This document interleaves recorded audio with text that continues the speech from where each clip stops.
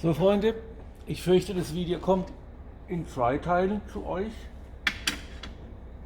In zwei Teilen.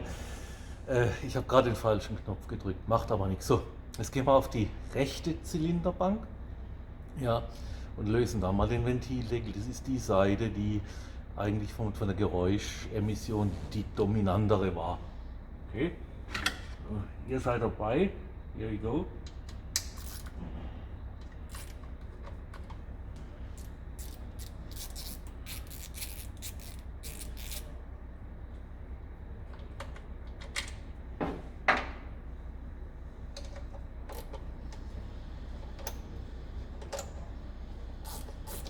Ich möchte es nochmal sagen, beide Seiten waren, der ganze Ventiltrieb war ordentlich mit Festschmierstoff bearbeitet. Das heißt, der Vorbesitzer wusste wohl, nicht der Besitzer, ich gehe eher davon aus, sei ein Mechaniker. Ich habe den Menschen mal kennengelernt. Naja, egal.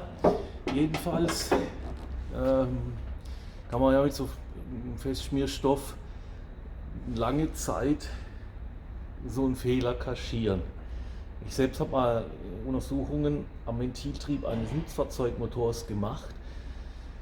Es war so die erste Zeit von Hochgeschwindigkeitsaufnahmen, damals noch mit Stroboskop. Ja, also das war so eine Quasi-Zeitlupe. Aber egal, ich komme jetzt ins Erzählen von den alten Zeiten. Ja, auf jeden Fall, das schmiert schon ziemlich lange. Ja. Wir mussten ja damals die Ölzufuhr unterbinden, weil normalerweise spritzt es da so drin rum, da ist nichts mit Filmen. Okay, here we go, ihr seid dabei.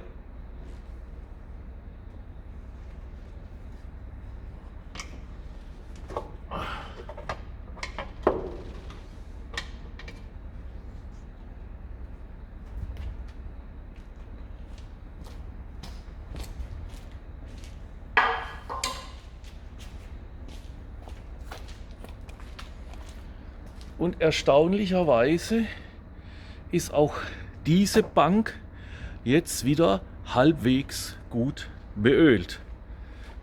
Aber wir werden sehen, ob das auch auf dieser Seite Frischöl ist, das hier praktisch, ja, die Nockenwelle sitzt ja hier zentral, ja, das hier hochkommt über die Versorgungsbohrungen, oder ob das Öl ist, was ich damals reingeschüttet habe, um diese Hochzeitsfahrt noch, damit das Fahrzeug die noch übersteht. Also, wir werden sehen, lasst euch überraschen.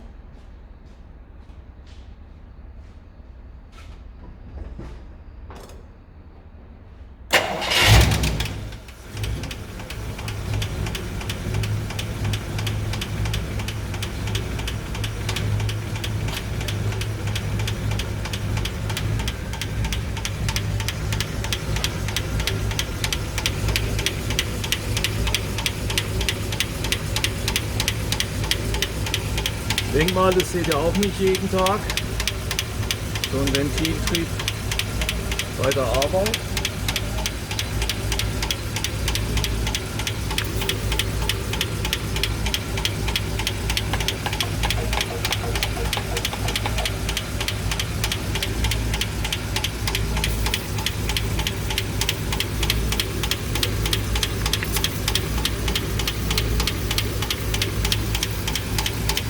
Also wir waschen jetzt die Bremsenreiniger, alles was an Öl vorhanden ist, ab.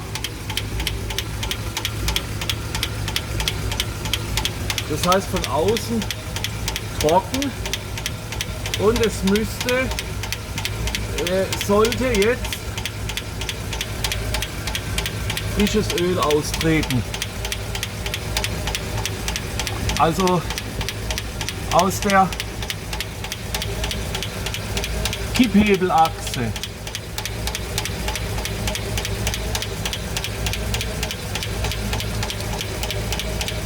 Ihr seht auch, wie fröhlich sich der Stößel hier dreht. Das ist gewollt. Die Kipphebel sitzen axial, aber der dreht sich ein bisschen arg hier. Ich glaube, hier haben wir den Bösewicht. Ich nehme an, dass hier der Stößel auf der Nockenwelle schon nicht mehr so gut läuft. Allerdings, jetzt schaut mal hier. Hier haben wir einen leichten Ölaustritt. Ja, wir verifizieren das nochmal.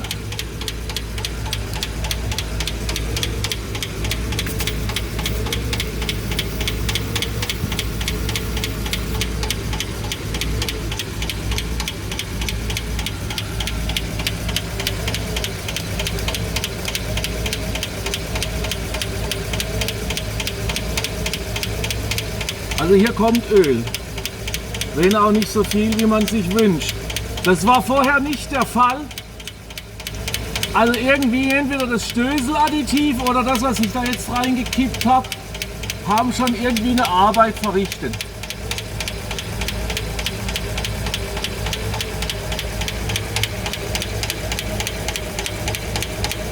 Der hier dreht sich wie ein Kinderkarussell, das ist nicht normal. Ein bisschen darf er sich drehen, aber ihr seht, das ist der einzige.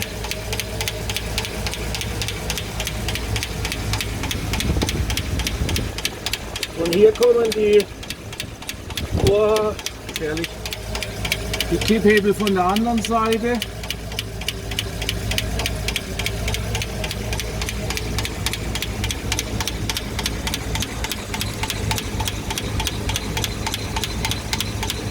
Und werden beölt.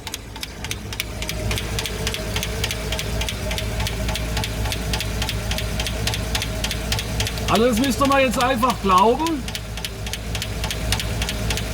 Der Raum unter dem Ventildeckel war komplett trocken. Aber auch hier kommt jetzt schon wieder Öl. Hier kommt Öl. Ich kenne die Ölversorgungsdiagramme von den Kreisern nicht so ganz genau.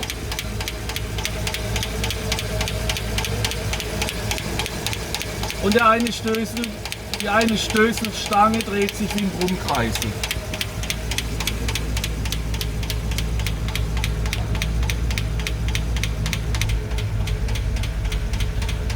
Ja, ich bin also wirklich überrascht. Wir haben wieder eine Ölversorgung unter den Ventildeckeln, am Ventiltrieb, an der Kipphebelachse. Da scheint ein ziemlich geringer Öldruck vorhanden zu sein, im Gegensatz zu vorher. Ich verabreiche ihm jetzt noch den Rest. Ein Ölwechsel ist eh nicht zu vermeiden. Und die drehende Stößelstange, das wird ein eigenes Video.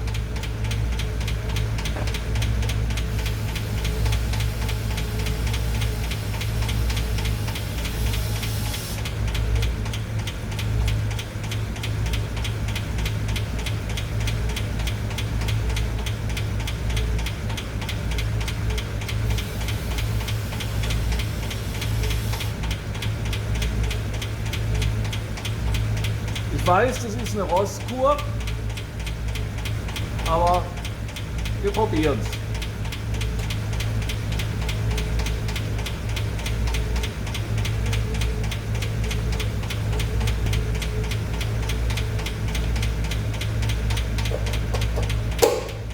Riechen tut es jedenfalls komisch.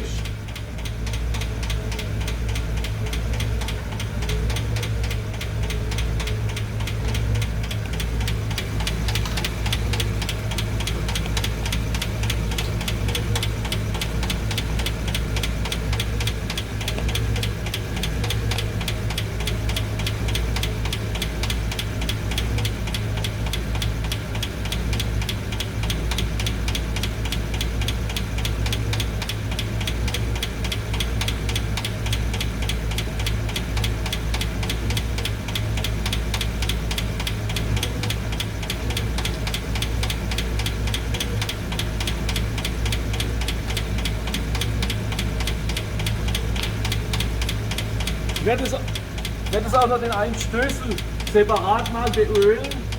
der sich so wild dreht. Das ist ein sehr dünnflüssiges Öl.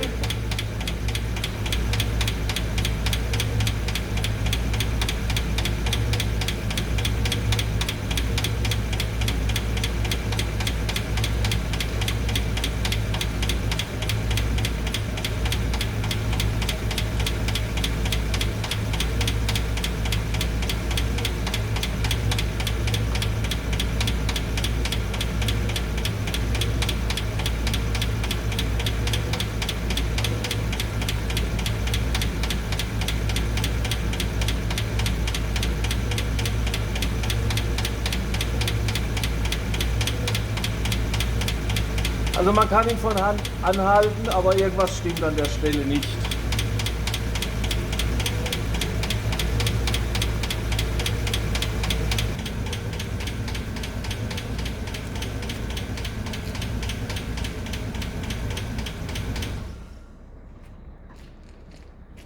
So, Freunde. Wir machen also den Ventildeckel jetzt wieder drauf. Wie gesagt, geht auf der Seite einfacher, wesentlich einfacher, aber versucht es mal bei einem Rolls-Royce zum Beispiel, auch ein V8 aus derselben Epoche, ungefähr. Ja, da muss einiges vorher abgebaut werden. Okay. Also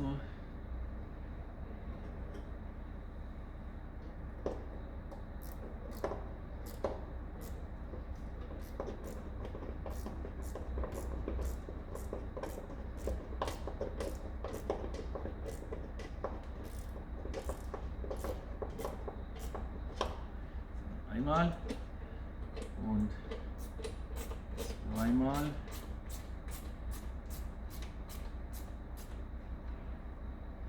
Also für die, die jetzt noch dabei sind, über ein Like freue ich mich immer. Auch über fachliche, fachgerechte Kritik. Hier wird einfach mal was ausprobiert. Ja.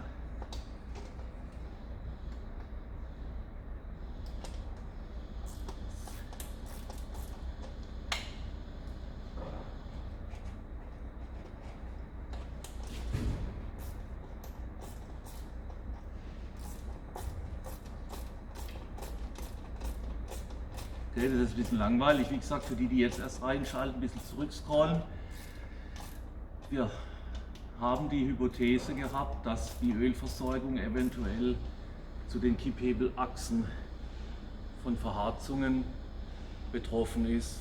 Wenn sich das als nicht zielführend herausstellt, müssen wir die Ansaugspinne runter machen, den Vergaser runter machen, um an den Wartungsdeckel für die Nockenwelle und die Kipphebelachsen zu kommen.